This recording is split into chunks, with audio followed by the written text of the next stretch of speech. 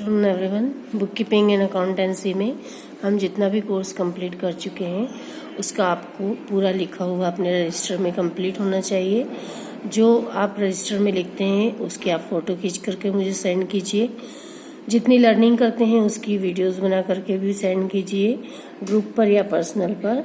यह आपके internal marking में आपके इंटरनल जो रिज़ल्ट होता है उसको काफ़ी प्रभावित करेगा। इसलिए मैं रेगुलरली आपको ये बताती रहती हूँ।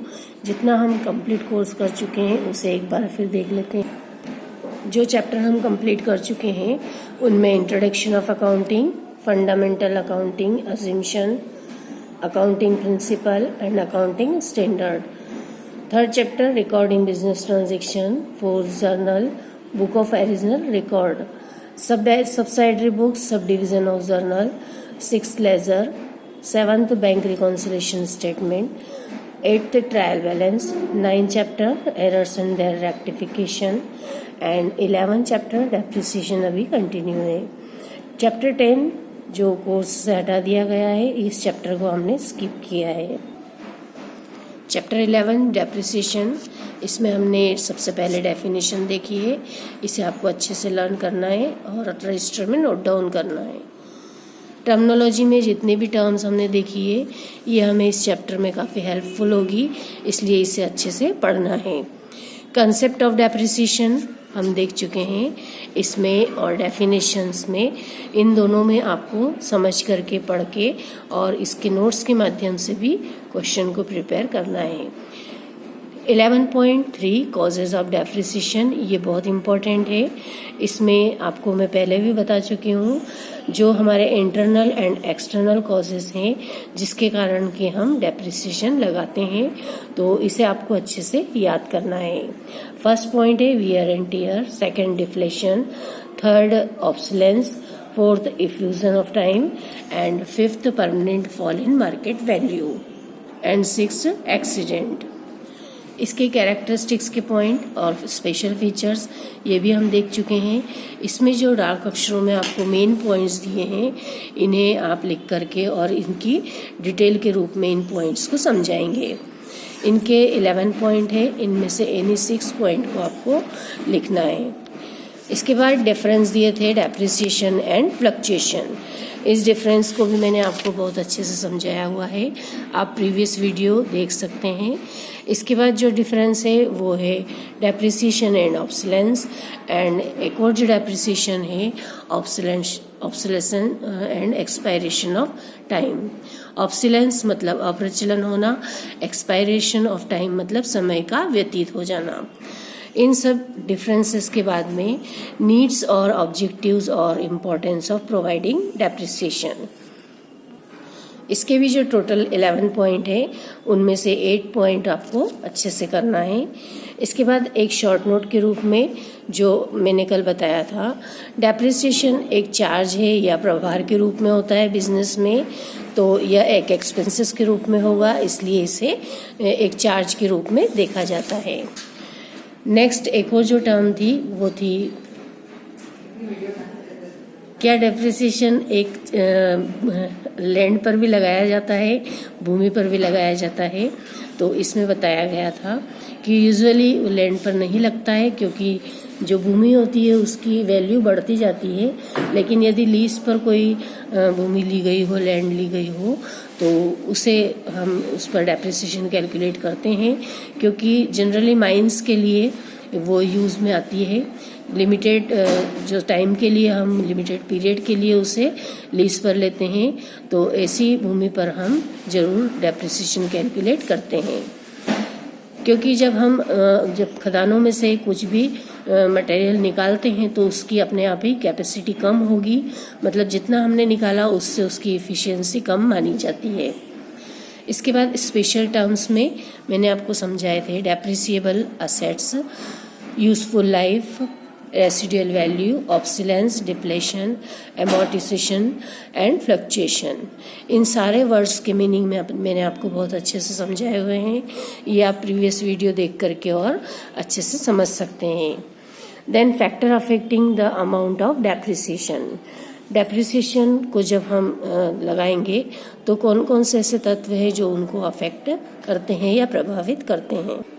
इसके जितने भी पॉइंट हमने देखे हैं 10 पॉइंट्स, इन 10 पॉइंट्स में से एनी 6 पॉइंट को आपको अच्छे से याद रखना है, क्योंकि ये वे तत्व होते हैं जो हम डेप्रिसिएशन कैलकुलेट करेंगे तो उसके अमाउंट को निश्चित रूप से प्रभावित करते हैं। इसके बाद मोड्स ऑफ रिकॉर्डिंग डेप्रिसिएशन, किस तरह से हम डेप्रिसिएशन को रिकॉर्ड करें, हमारी बुक्स ऑफ अकाउंट्स में उसे दर्ज करें। तो उसके लिए हमारे पास यहाँ पर दी हुई है 2 modes, by charging to assets account and by creating provision for depreciation, accumulated depreciation account. 11.13 first, by charging to assets account. Under the mode, depreciation is directly credited to the respective assets account, and as a result, the respective assets account appears in the balance sheet as in book value, that is original cost less depreciation to date. इसकी journal entries होगी under the above mode charging to assets account mode, the following journal entries are passed. जब हम depreciation से संबंधित सारे assets को हम directly जमा कर दी जाती है, तो ऐसी जो असेट्स होती है उसको बैलेंस शीट में असेट्स साइड में बुक वैल्यू पर हम जो बैलेंस शीट के अंदर ही कॉलम में शो करते हैं, और उसमें से राशि की जो डेप्रिसिएशन की अमाउंट है वो लेस कर दी जाती है।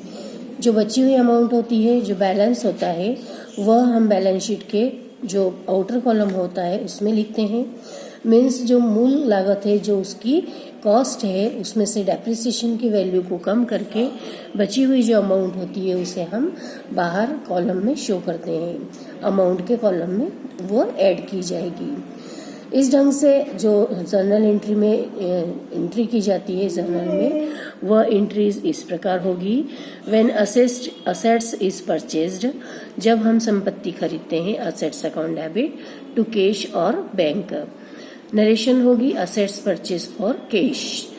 Second, when depreciation is charged, depreciation जब लगाया जाता है तो बिजनेस का डेप्रिसिएशन एक एक्सपेंसेस के रूप में होता है, और इस एक्सपेंसेस को हम हमेशा डेबिट करते हैं, क्योंकि हमारा जो सेकेंड रूल है, गोल्डन रूल, वो 3rd नंबर का जो रूल है, सारे एक्सपेंसेस और लॉसेस को डेबिट किया जाता है और सारे इनकम्स और लाभ को क्रेडिट किया जाएगा। इसी आधार पर डेप्रिसिएशन अकाउंट डेबिट होगा, और वह जिस असेट्स पर लगाया गया है उस असेट्स का नाम हम क्रेडिट करते हैं, और नरेशन के रूप में उसे शो किया जाएगा डेप्रिसिएशन चार्ज्ड। थर्ड जो इसकी एंट्री बनेगी, when depreciation is transfer to profit and loss account at the end of the accounting year. जब उसे हम प्रॉफिट एंड लॉस में ट्रांसफर करते हैं तो profit and loss account debit किया जाएगा, और टू डेप्रिसिएशन क्रेडिट करके और डेप्रिसिएशन ट्रांसफर्ड किया, ऐसा मानेंगे। इसमें नोट के रूप में यह ध्यान रखना है, नोट के माध्यम से बताया गया है, depreciation must be charged for the whole year unless and until otherwise is mentioned, it is mentioned that the depreciation is to be charged of a particular rate per annum. Depreciation should be charged for the period the assets is used. जितने समय हम संपत्ति का use करते हैं, जितने समय के लिए हमने उसका उपयोग किया है, उतने समय का डेप्रिसिएशन हम कैलकुलेट करके डेप्रिसिएशन अकाउंट में ट्रांसफर करते हैं। Fourth condition, when old assets is sold, जब पुरानी मशीन को बेचा जाता है या पुरानी कोई संपत्ति को बेचा जाता है, तो उससे प्राप्त होने पर यदि चेक मिला है तो बैंक अकाउंट डेबिट किया जाएगा, और यदि कैश मिला है तो कैश अकाउंट डेबिट करके टू असेट्स के अकाउंट को क्रेडिट किया जाता है। नरेशन बनती है sale of old assets. When there is a profit on loss sale, जब हमारे पास हमने संपत्ति को बेचा है, कोई हमारी असेट्स को हम सेल आउट कर रहे हैं और उस पर हमें प्रॉफिट हुआ है, तो assets account debit to profit and loss account, यह जर्नल एंट्री बनाई जाती है। 6th नंबर पे, when there is a loss on sale, profit and loss account debit और to assets, loss on sale of assets. इस प्रकार से ये सारी जो जर्नल एंट्रीज मैंने आपको बताई है, ये सभी एंट्रियां हम जर्नल के जो 4th चैप्टर है उसमें पढ़ चुके हैं। यदि हमने हमारे नियमों को ध्यान रखा है तो हमें इन एंट्रियों को करने में कोई भी परेशानी नहीं होगी। 11.14 second, bye creating provision for depreciation or accumulated depreciation account. Under this mode, depreciation is credited to the provision for depreciation account each year. At the closing of the accounting year, the assets in balance sheet will continue to be shown at original cost, and the total amount of depreciation provided will be shown in the provision for depreciation account.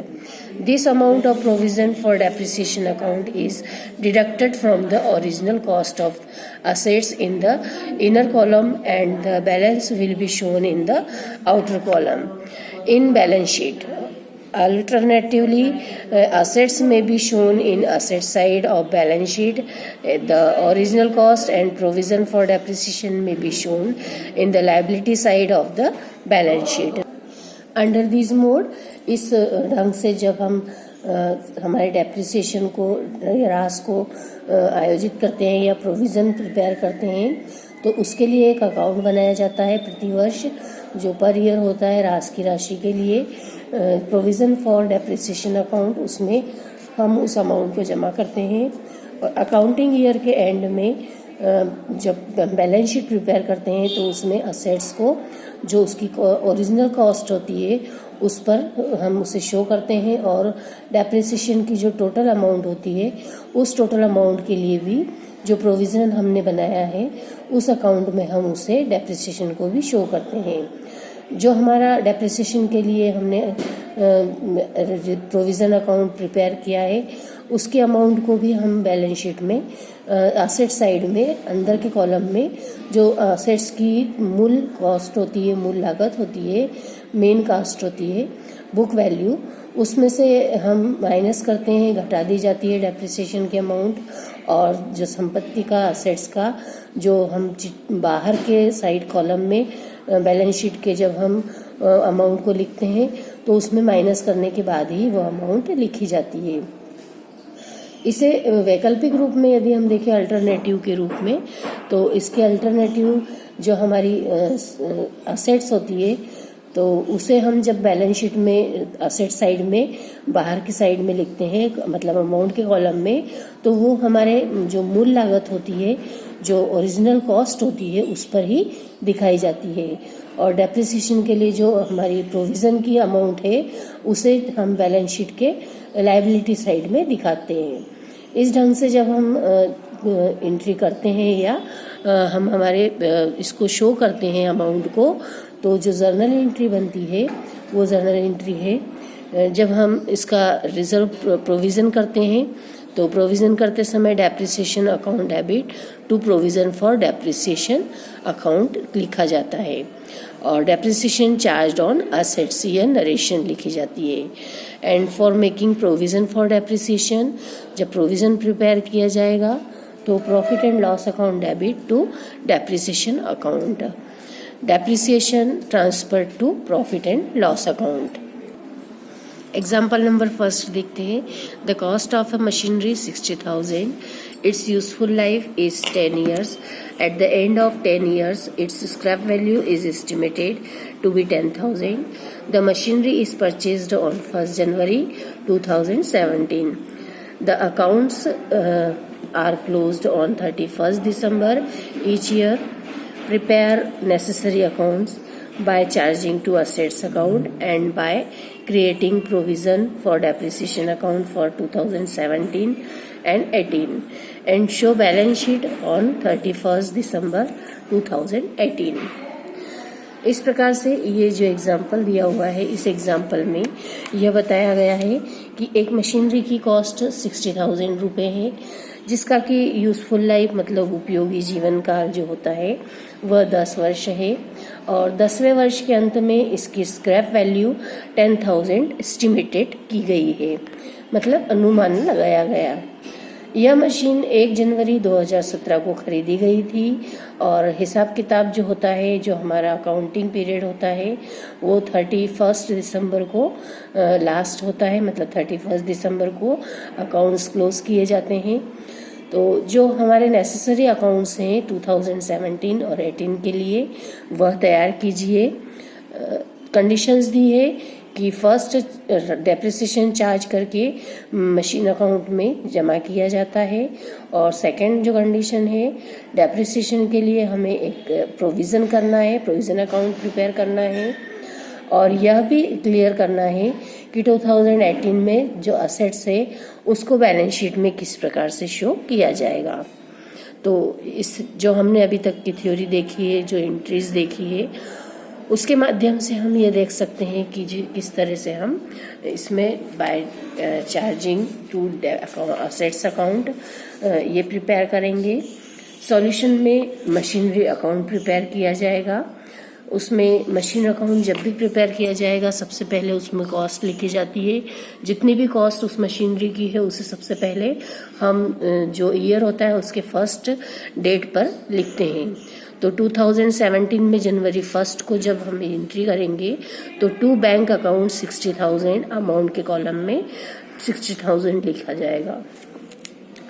वर्ष के अंत में जब उस पर depreciation लगाया जाएगा तो 31 दिसंबर को bye depreciation account and 5,000 and by balance CD 55,000। ये हमने कैलकुलेट किया है 60,000 माइनस 5,000 इज इक्वल टू 55,000। ये 5,000 जो हमने डेप्रिसिएशन लगाया है वो किस प्रकार से निकाला गया है, कैसे कैलकुलेट किया गया है, यह समझाया गया है। कॉस्ट ऑफ मशीनरी है 60,000, उसकी स्क्रैप वैल्यू है 10,000, जो बुक वैल्यू हो गई वो 50,000 हुई। इसकी यूजफुल लाइफ जो है वो 10 ईयर है, तो जो 50,000 upon 10 is equal to 5,000 per year. तो इस प्रकार से ये एक बार जो हमने डेप्रिसिएशन कैलकुलेट किया है, यही डेप्रिसिएशन पर ईयर हम मशीन के वैल्यू में से कम करते जाएंगे। तो इस प्रकार से जब हमने 5,000 डेप्रिसिएशन माइनस किया तो हमारा बैलेंस बचा 55,000। इस बैलेंस को हम नेक्स्ट ईयर ट्रांसफर करेंगे टू बैलेंस BD। जो ईयर होगा वो होगा 2018। जनवरी 1 ओपनिंग बैलेंस होगा 55,000। इस पर फिर जब हमने 2018 में डेप्रिसिएशन लगाया तो 31 दिसंबर को हमने फिर 5,000 डेप्रिसिएशन जो हम पहले निकाल चुके हैं उसको लगाया, और उसमें से मशीन की वैल्यू 55,000 में से 5,000 माइनस करके बची हुई जो अमाउंट होगी वो डेप्रिसिएशन कहलाएगी। यहाँ पे गलत नोट किया हुआ है, बाय डेप्रिसिएशन 2 बार लिखा है। यहाँ सेकेंडरी जो है वो डेप्रिसिएशन के स्थान पर आएगा बैलेंस CD। तो ये आप करेक्शन कर लीजिएगा। जो 31 दिसंबर को 2 अमाउंट लिखी है 5,000 एंड 50,000 की।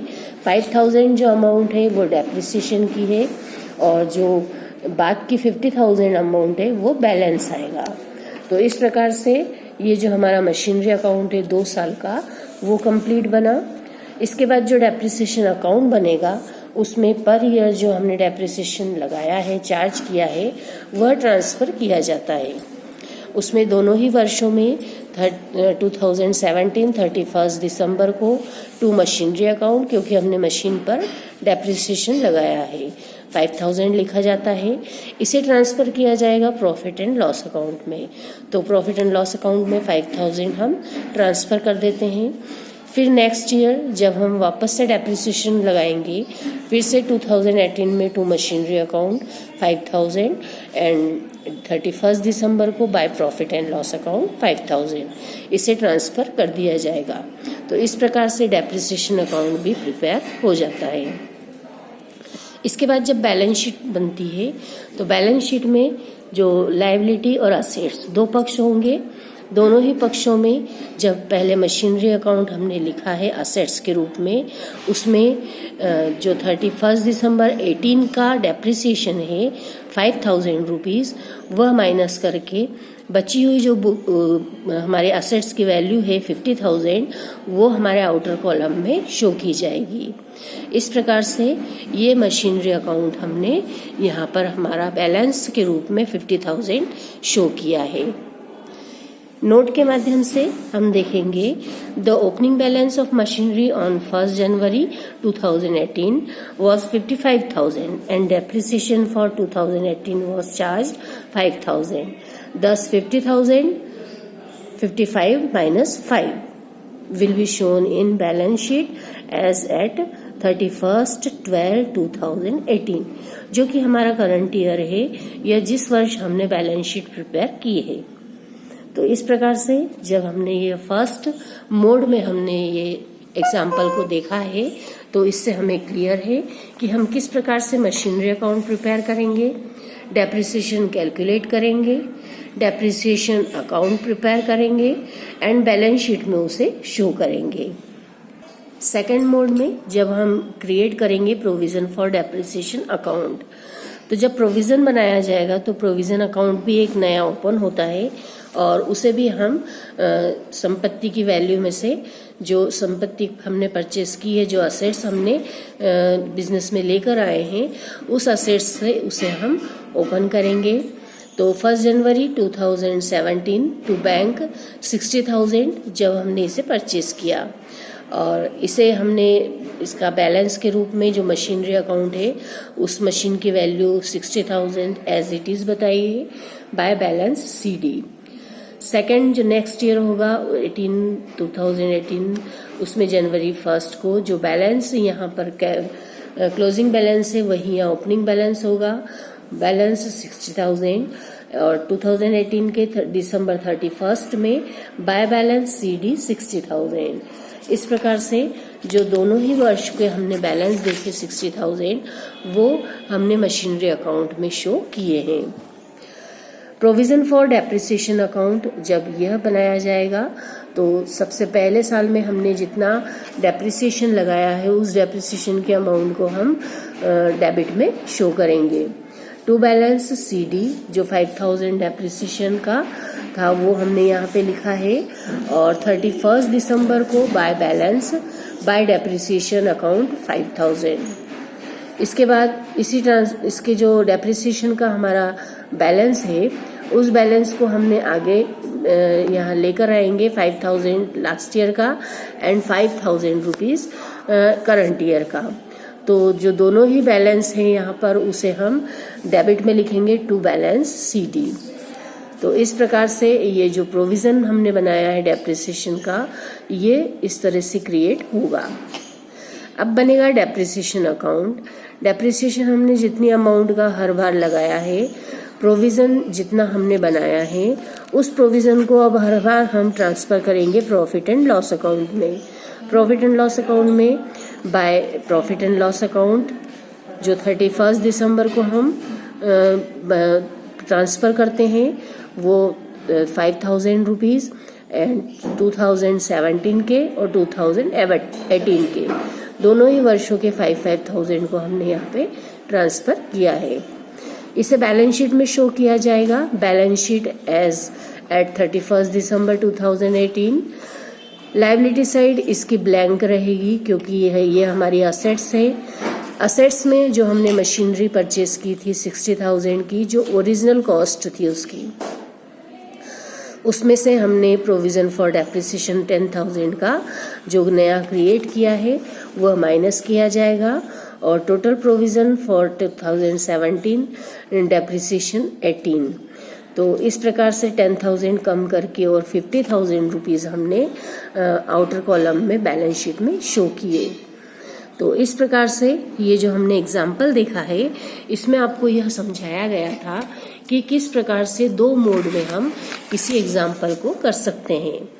तो फर्स्ट जो हमने देखा था by charging to assets account and second जो हमने देखा था by creating provision for depreciation account. इन दोनों ही में हमको यह समझना होगा कि जो हमने प्रोविजन बनाया है वो प्रोविजन हमारे फ्यूचर की जो मशीनरी अकाउंट होगी जो हमारा मशीन का हमने प्रोविज़न किया है डेप्रिसिएशन का, वहाँ पर जब हम उसे सेल आउट करेंगे तो इस प्रोविज़न में से प्रॉफिट और लॉस जो भी होगा उसका हम डिसाइड करेंगे कि हम कितना एक्चुअल में प्रॉफिट कमा पाए हैं उस असेट्स पे, या कितना हमने लॉस हमें हुआ है। तो इस प्रकार से ये जो एग्जाम्पल है इसे आप समझ लीजिए। इसके बाद अब हम जो मेथड्स करने वाले हैं, इन मेथड्स के द्वारा अब हम सीखेंगे कि हम डेप्रिसिएशन कैसे लगाएं। तो ये अब हम नेक्स्ट वीडियो में देखेंगे। अभी आप लोगों के लिए ये होमवर्क है कि आपको डेप्रिसिएशन का जितना भी अभी मैंने करवाया है वो आपको याद रखना है। इसे आपको नोट्स के माध्यम से अपने रजिस्टर में कंप्लीट करना है। लर्निंग करते रहिए। जितने हमारे पुराने चैप्टर हो चुके हैं उतने पूरे चैप्टर में हमको अपने रजिस्टर में पूरे सवालों को कंप्लीट करना है, थ्योरी को भी कंप्लीट रखना है। आप जब भी स्कूल आएंगे आप अपने रजिस्टर को लेकर आइए और मुझसे चेक करवाइए। ये आपके इंटरनल जो रिजल्ट है उसको इफेक्ट करेगा, आपके रिजल्ट पे इसका काफ़ी प्रभाव पड़ेगा। आप यदि अपने रिजल्ट को और अच्छा बेहतर बनाना चाहते हैं तो जो भी डाउट्स होते हैं वो क्लियर करके और आगे की स्टडी रेगुलर रखिए, तभी आप अपनी जो वास्तविकता में स्टडी है वो कंप्लीट कर पाएंगे। तो इसलिए अब आप अलर्ट रहिए, आप अपनी स्टडी में पूरा ध्यान दीजिए और रेगुलर वीडियोस भी देखते रहिए।